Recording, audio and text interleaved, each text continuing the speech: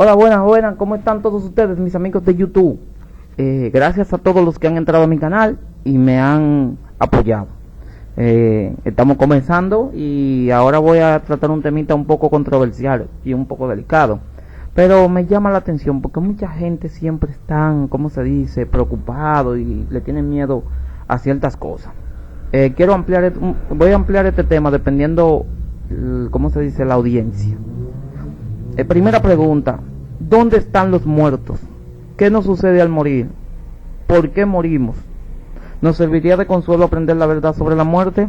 Estas preguntas que la gente se ha hecho por miles de años son fundamentales y las respuestas nos interesan a todos, sin importar quiénes seamos ni dónde vivamos. Como dijo el sabio rey Salomón, los vivos tienen conciencia de que morirán. Eclesiastés, capítulo 9, versículo 5. Intentamos vivir lo máximo posible, pero seguimos preguntándonos, ¿qué nos sucede al morir? Cuando nos toca llorar la pérdida de seres amados, quizás pensemos, ¿qué ha pasado con ellos? ¿Están sufriendo? ¿Nos cuidan de algún modo? ¿Podemos ayudarlo? ¿Lo volveremos a ver? Las religiones del mundo ofrecen distintas respuestas. Algunas enseñan que los buenos van al cielo y los malos a un lugar de tormento. Otras dicen que pasamos al reino de los espíritus para estar con nuestros antepasados. Y hay religiones que afirman que entramos en el mundo de los muertos para ser juzgados y después nos reencarnamos, es decir, volvemos a nacer en otro cuerpo. Esas creencias comparten una idea básica, que una parte de nosotros sigue viviendo cuando el cuerpo muere. Casi todas las religiones, tanto del pasado como del presente, afirman que de una u otra forma continuamos viviendo para siempre y conservamos la capacidad de ver, oír y pensar. Pero ¿cómo puede ser eso posible? Los sentidos, los mismos que el pensamiento, dependen del cerebro, el cual deja de funcionar cuando fallecemos. Nuestros recuerdos, sentimientos y sensaciones no se mantienen vivos por sí solos, de algún modo misterioso.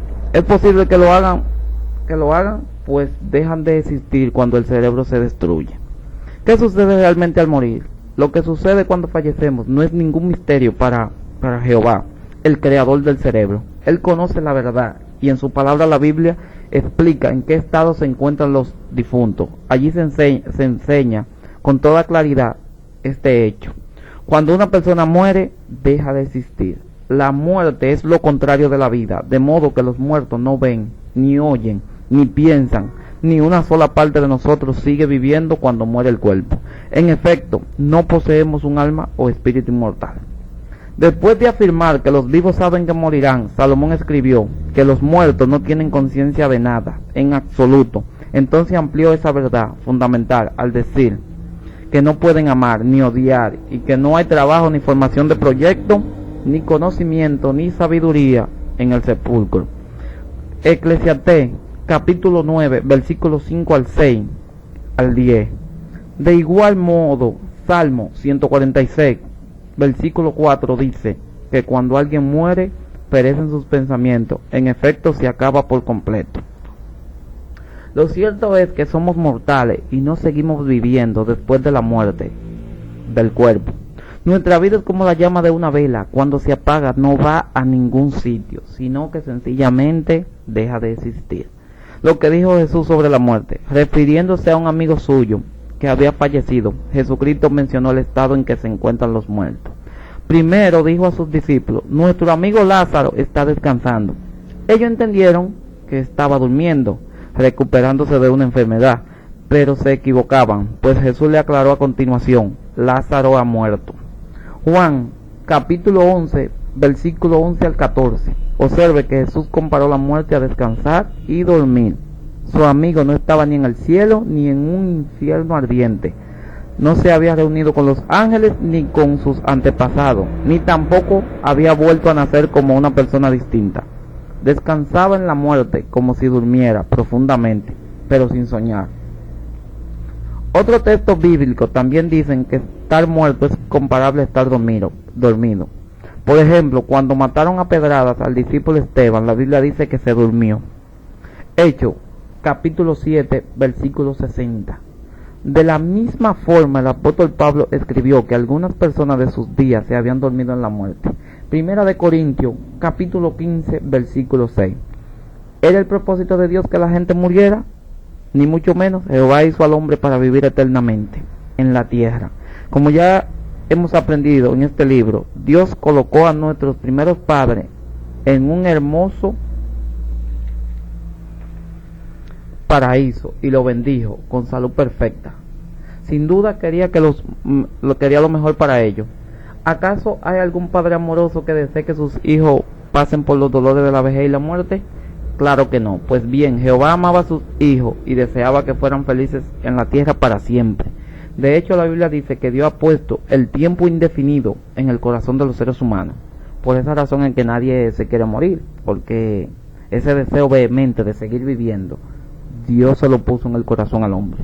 O sea, no es algo innato, ni una cosa, o sea, que proviene de nosotros, porque los animales se mueren y ellos se resignan. Sin embargo, el hombre no se resigna a morir por esa razón, porque fue Dios que le puso ese deseo de seguir viviendo. Continuamos. Eclesiastés, capítulo 3 al 11. Así es, nos ha creado con el deseo de vivir para siempre y ha abierto el camino para que ese deseo se haga realidad. Continuamos con una extensión más del tema. ¿Por qué morimos? Entonces, ¿por qué morimos? Se preguntan las personas. Bueno, para hallar la respuesta tenemos que examinar lo que ocurrió cuando solo había un hombre y una mujer en la tierra. La Biblia explica: Jehová Dios hizo crecer del suelo todo árbol deseable a la vista de uno y bueno para alimento. Génesis capítulo 2 versículo 9. Sin embargo, había una restricción. Dios le dijo a Adán: de todo árbol del jardín puedes comer hasta que quedes satisfecho, pero en cuanto al árbol del conocimiento de lo bueno y lo malo, no debes comer de él, porque en el día que comas de él, positivamente morirás.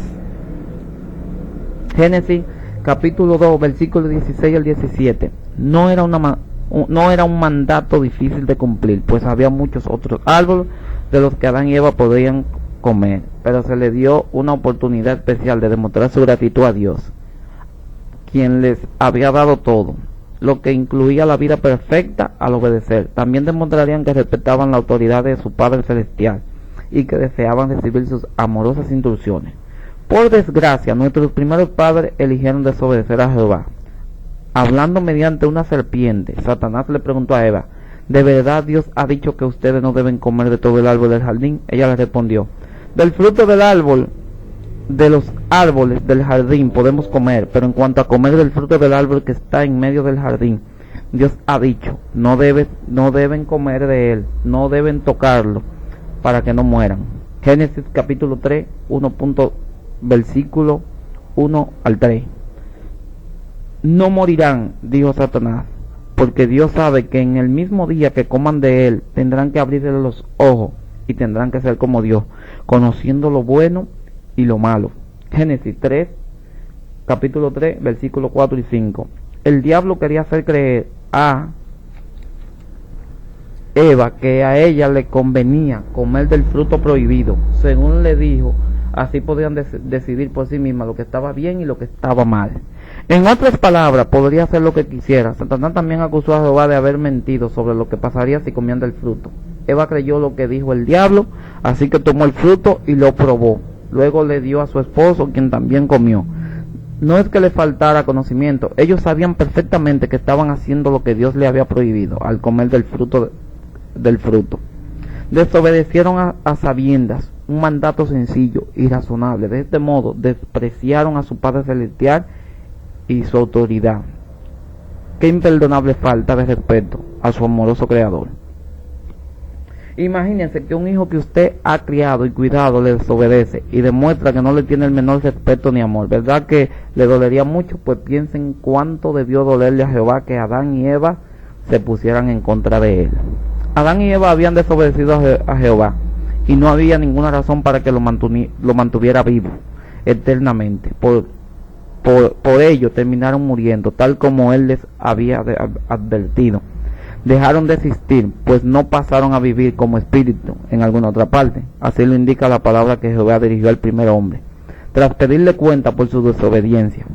Volverás al suelo, porque de él fuiste tomado, porque polvo eres y al polvo volverás. Génesis capítulo 3 versículo 19. Dios había hecho a Adán del polvo, del suelo. Génesis capítulo 2 versículo 7.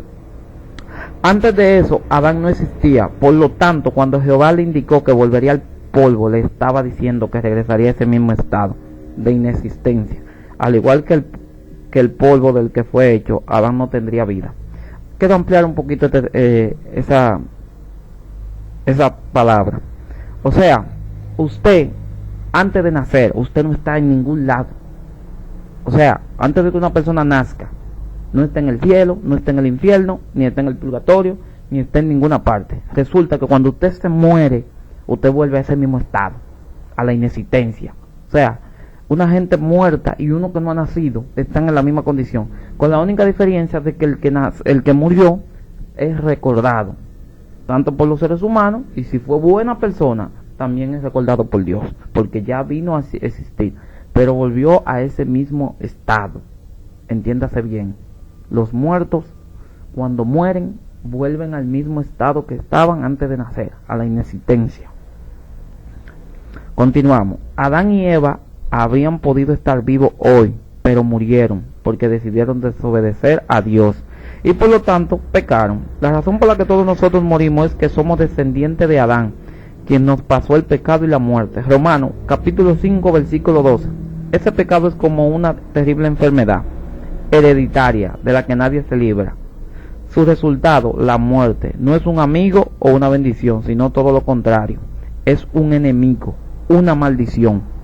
Sí, porque la gente, cuando una persona muere, dice que no, lo que pasa es que Dios se lo llevó, o él está en la verdad y yo estoy en la mentira. La muerte no es nada bueno. No se compara en ninguna parte con morir que sea ninguna cosa buena. El que crea que morir es bueno, está equivocado. Es todo lo contrario. Continuamos. Primera de Corintios, capítulo 15, versículo 26. Qué agradecidos podemos estar de que Jehová proporcionara el rescate para liberarnos de este cruel enemigo. Continuamos. ¿Cómo le beneficia conocer la verdad sobre la muerte? Es todo un consuelo saber que lo que enseña la Biblia sobre el estado en que se encuentran los muertos. Como hemos visto, no sufren ni sienten dolor. No hay que temerle. No hay que tenerle miedo, pues no pueden hacernos daño. No necesitan nuestra ayuda, ni tampoco tienen la capacidad de ayudarnos. Ni ellos pueden hablar con nosotros, ni nosotros con ellos. Hay muchos líderes religiosos que aseguran que pueden ayudar a los difuntos, y la gente, creyendo esa falsedad, les da dinero. Pero conocer la verdad impide que nos engañen con esas mentiras. ¿Acepta su religión lo que dice la Biblia sobre los difuntos? La mayoría de las religiones no lo hacen. ¿Por qué? Porque Satanás ha influido en su enseñanza. Él utiliza la religión falsa para hacer creer a las personas que después de morir seguirán viviendo como espíritus en otro lugar. Además, combina esta mentira con otras para alejar de Jehová, Dios, a los seres humanos. ¿De qué manera? Como ya vimos, algunas religiones enseñan que los malos sufrirán eternamente en las llamas del infierno. Esta creencia insulta a Jehová, pues eso es un Dios de amor y nunca atormentaría a nadie de esa manera. Primera de Juan, capítulo 4, versículo 8. ¿Qué pensaría usted de un hombre que castiga a su hijo metiéndole la mano en el fuego por haberle desobedecido? ¿Sentiría respeto por él? ¿Desearía conocerlo siquiera? Desde luego que no. Seguro que lo consideraría un individuo muy cruel. Pues bien, eso es lo que Satanás quiere hacernos creer, que Jehová tortura a muchas personas con fuego por toda la eternidad, durante millones y millones de años. Satanás también usa algunas religiones para enseñar que los difuntos se convierten en espíritus, a los que los vivos deben respetar y honrar. Según esta creencia, esos espíritus pueden ser amigos poderosos o enemigos terribles. Creyendo esta mentira, muchas personas les temen los temen, los honran y les rinden culto. La Biblia, en cambio, enseña que los muertos están durmiendo y que solo debemos adorar al Dios verdadero, Jehová, que nos ha creado y nos ha dado todo. Revelación, capítulo 4, versículo 11. Cuando conocemos la verdad sobre los muertos, ya no nos engañan las mentiras religiosas. Además, entendemos mejor otras enseñanzas de la Biblia, como por ejemplo la promesa de vivir eternamente en el paraíso. Esta esperanza se vuelve muy real para nosotros cuando aprendemos que los difuntos no van a vivir como espíritus a otra parte. Hace muchos siglos el fiel Job hizo esta pregunta: si un hombre muere, ¿puede volver a vivir? Job capítulo 14, versículo 14. En otras palabras, ¿es posible devolver la vida a quienes duermen en la muerte? La respuesta que da la Biblia es muy consoladora, como veremos en el próximo capítulo. Verdaderas esperanzas para los seres queridos que han muerto. ¿Por qué podemos estar seguros de que habrá una resurrección? ¿Cuánto interés tiene Jehová en resucitar a los muertos? ¿Quiénes resucitarán? Oigan bien, estas son preguntas clave. Tenga discernimiento el que escucha, porque estas palabras son muy importantes. Imagínense que está huyendo de un feroz enemigo, mucho más fuerte y veloz que usted. Sabe que si lo atrapa no le tendrá compasión, pues ya lo ha visto matar a varios amigos suyos sin importar cuánto corra. Se le acerca más y más, parece que no tiene escapatoria. Sin embargo, de repente acude alguien a rescatarlo. Es mucho más poderoso que el enemigo y le ofrece su ayuda. ¡Qué alivio! En cierta forma, usted ya lo está persiguiendo un enemigo como ese. De hecho, nos persigue a todos. Como aprendimos en el capítulo anterior, la Biblia muestra que la muerte es un enemigo. Ninguno de nosotros puede escapar de ella ni vencerla.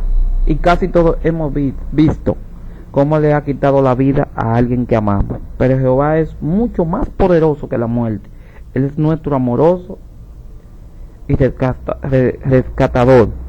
En efecto, ya ha demostrado que puede derrotarla y además promete acabar con ella de una vez por todas. La Biblia dice: como el último enemigo, la muerte ha de ser reducida a nada. Primera de Corintios, capítulo 15 al 26. Pensemos por un momento en el dolor que causan los golpes de este enemigo. Así comprenderemos algo que nos hará felices. Jehová promete que quienes han muerto vivirán de nuevo. Isaías capítulo 26, versículo 19. Él hará que vuelvan a la vida. En eso consiste la esperanza de la resurrección.